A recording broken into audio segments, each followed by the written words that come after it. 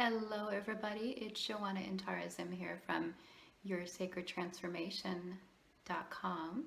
And today is day 314 out of 366 days to transform all fears back into love through love and really beyond that.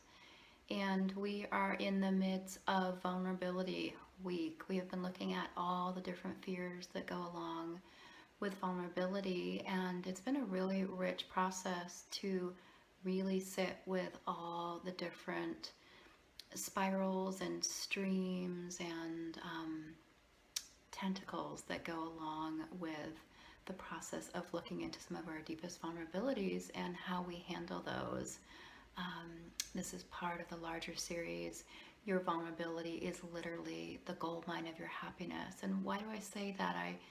I say that because what I notice time and time again, repeatedly, really through my work with women and men and couples and also in groups, is that the single most richest time in the transformation work is when the vulnerability is open to and met with all the wonderful resources that we can bring to bear: love, compassion, presence, openness, all those kind of things. And so I felt it was really worthy to devote some of this year-long crazy project to exploring that, even though I know that we could probably spend a whole year on that.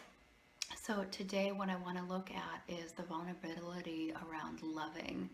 A few days ago we looked at the vulnerability of being loved and how we all want to be loved, but almost like a secret cousin or twin sister, which we don't talk about often, is also the vulnerability that comes with loving.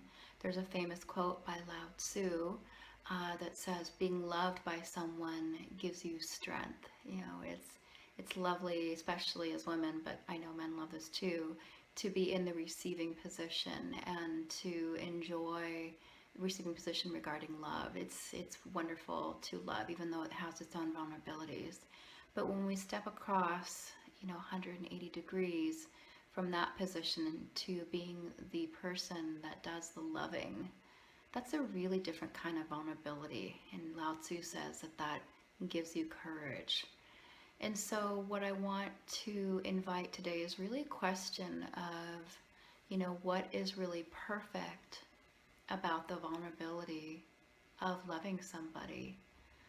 There's so much. I've sat with this for the last 24 hours, and what I come into connection with is a deep well of opportunity that opens up. What is perfect about the vulnerability of loving someone? It has made my body expand. It has allowed an openness in the top of my chest. If you're in a position where you're exploring how to more deeply love someone but encounter little quivers of, I don't know about this, or I think I'll wait till they do it first, is something that I hear commonly, especially with couples. No one wants to be the vulnerable one first. So in some ways, being the loving one, for example, puts you in more of a position to sometimes feel rejected, which takes tremendous courage to just even put that out there. So what I want to invite today is what is actually perfect? What's actually perfect about the vulnerability of being loving? What does that open up for you? What does that help you get in touch with? What particular concerns do you have about being more loving? For example, we all know that this world needs tremendous love. And of course, we can be very in touch with our ability to receive love perhaps more easily than our ability to give love and to be more loving. So I am really inviting this open-ended inquiry. What is perfect about being in that vulnerability of loving? What gets opened up for you?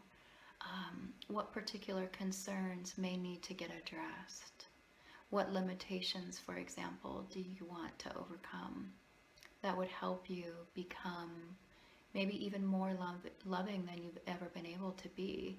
I don't know of a single person. I can't think of a single person who doesn't want to be more ultimately loving across the span of their whole lives. And that includes people who are really loving. I consider myself to be a really loving person. And I can see very clearly there are many ways which I can be more loving if I let that vulnerability really permeate my concerns and open them up so that I can address them. Is a really precious opportunity to expand your heart. And I know that if you do it, you're going to access a far greater courage, a far deeper fire burning in your heart so that you can actually love more freely. And of course, this is what I want for you. So let me know what you think.